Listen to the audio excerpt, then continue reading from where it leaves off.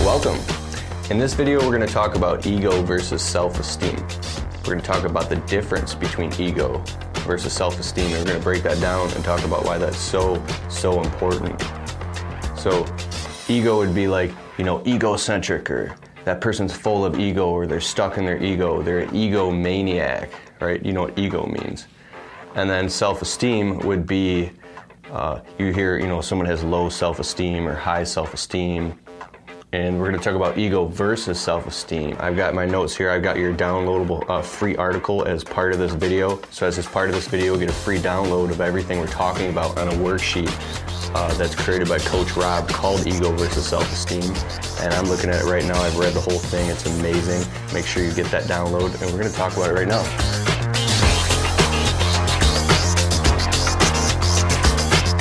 Right, ego versus self-esteem.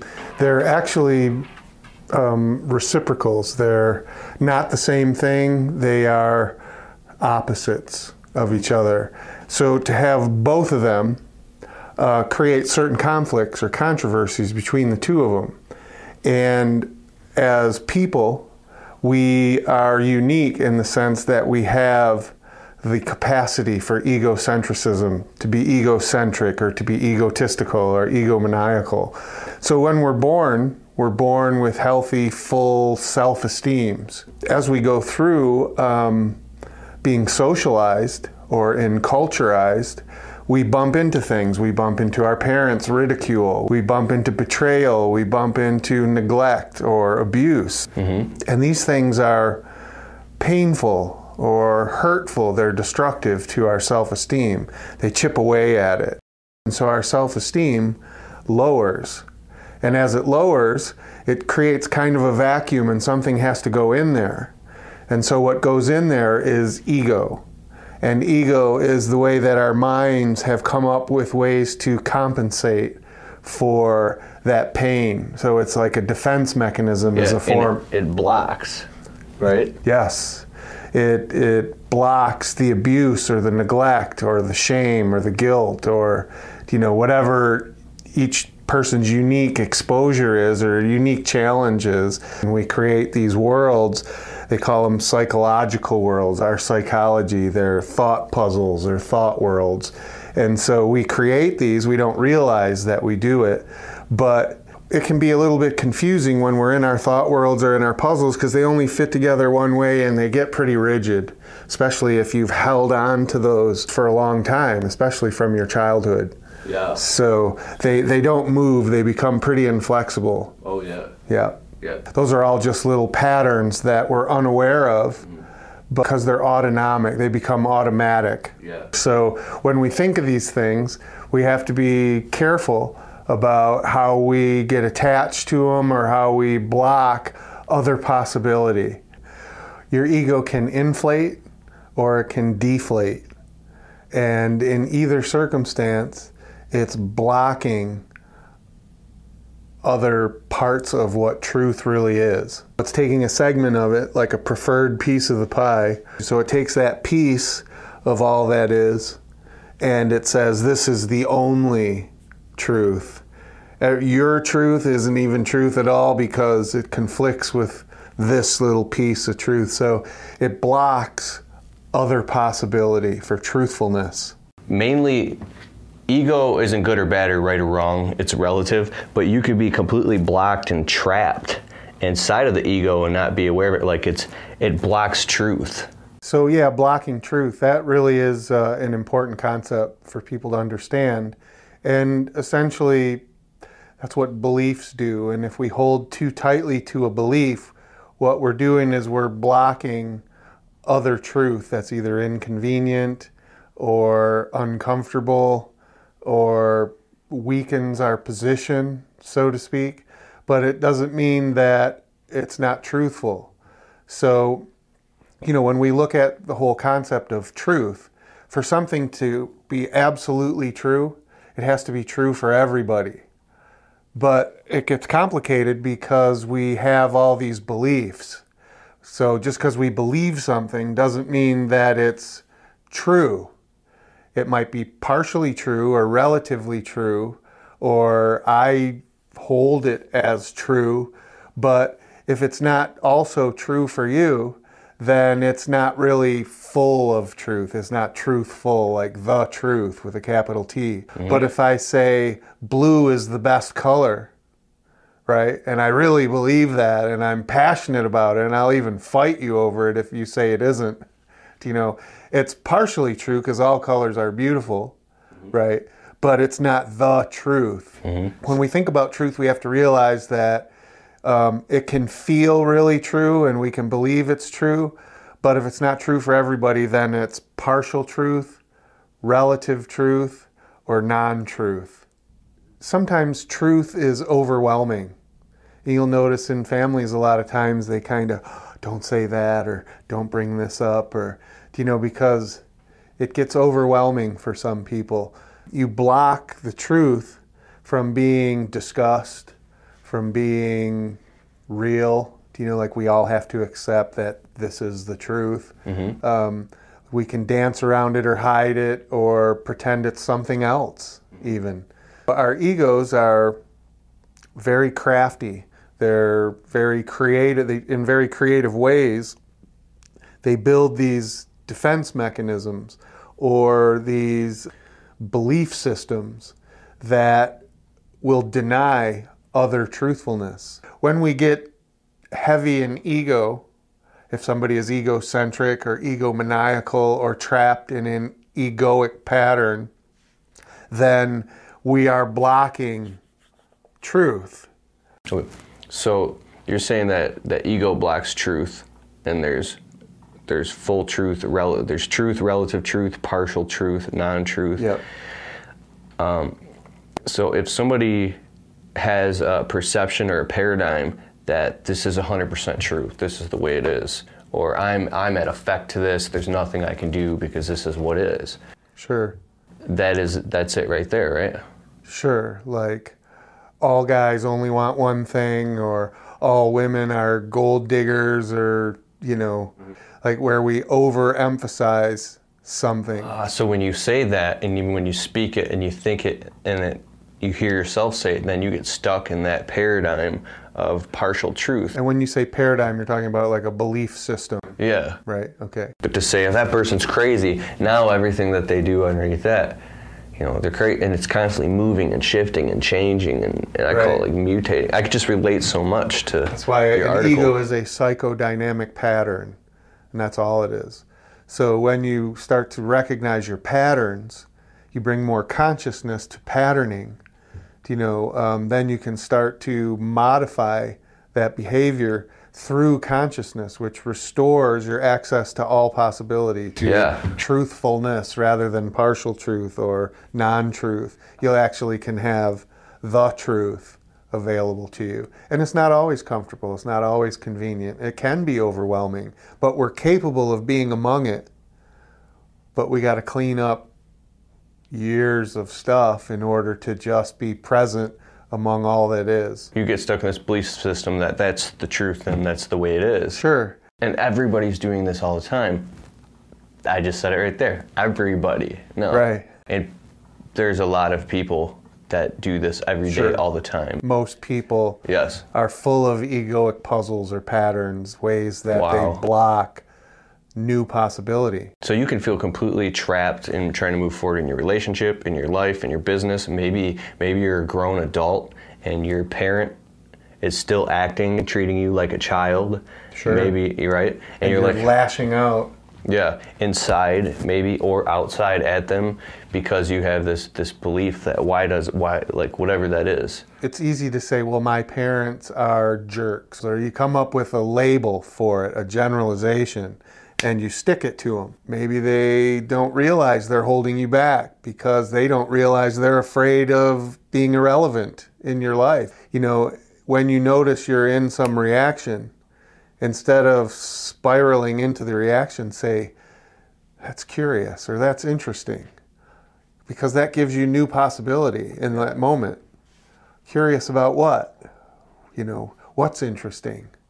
You can start to ask questions that are better than assigning a label and just blocking other possibility or other relative truth that could be more helpful, or be more resourceful for you. Wow. And what about self-esteem now? Well, self-esteem is something that's natural, something you're born with. It's automatic.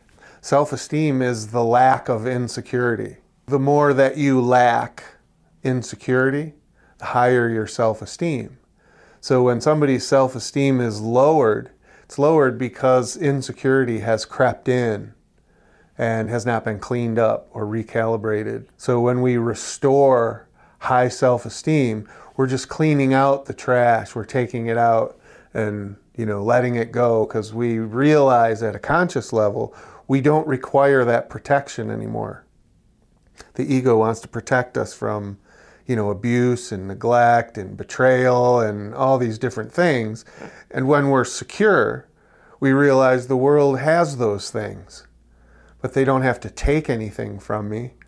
So a lot of people are completely trapped. Somebody's trapped in their own ego and low self-esteem, and they lash out on their mate, their partner, their employee, anything. They're tired of suffering.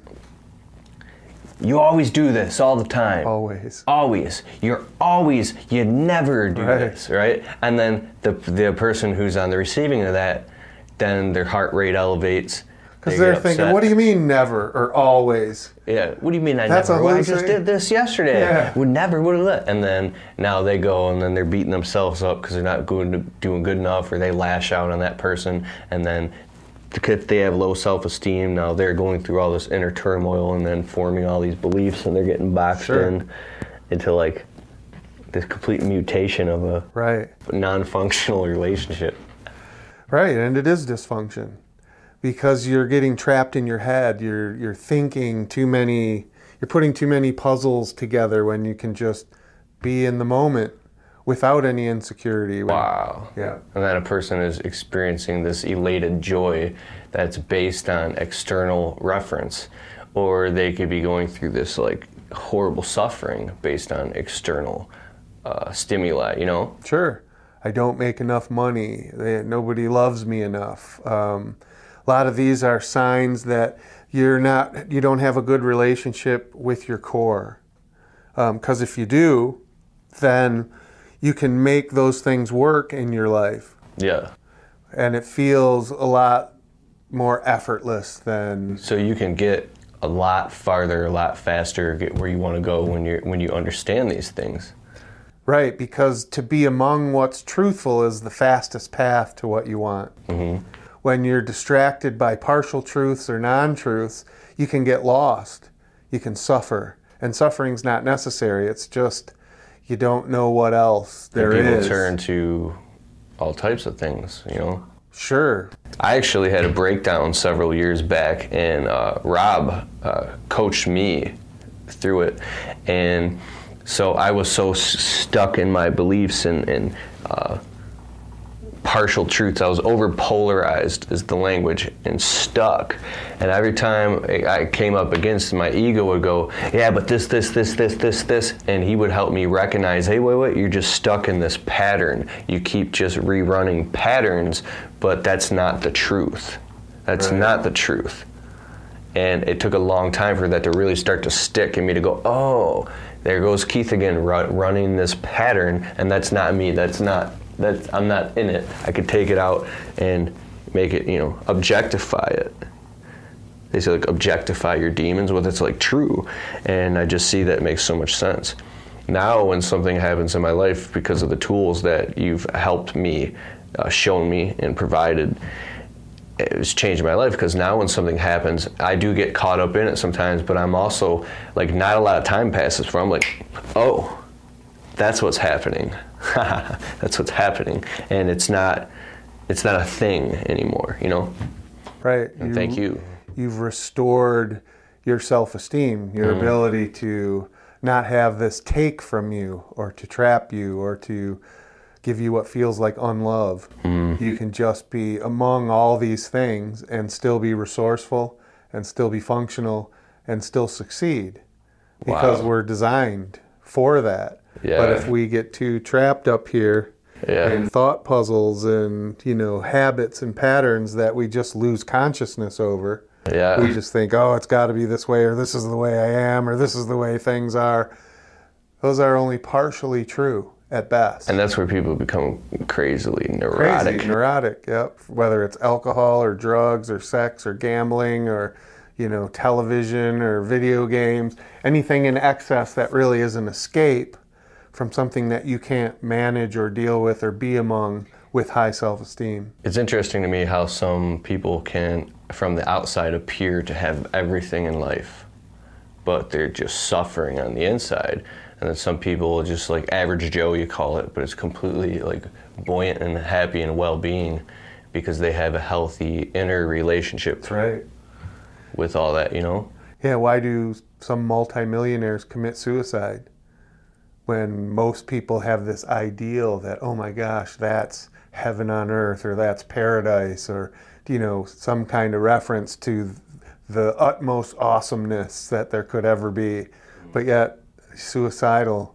Or like you said, someone who comes from adversity with all the challenges, economic, financial, psychological, all these challenges, but yet they thrive and bring happiness and empowerment to their communities or their families. Or absolutely. So it's not the money that makes the difference. It's the relationship you have inside with yourself, with a capital S, with truth, with a capital T, something that's true for all of us. That's so deep. Yeah.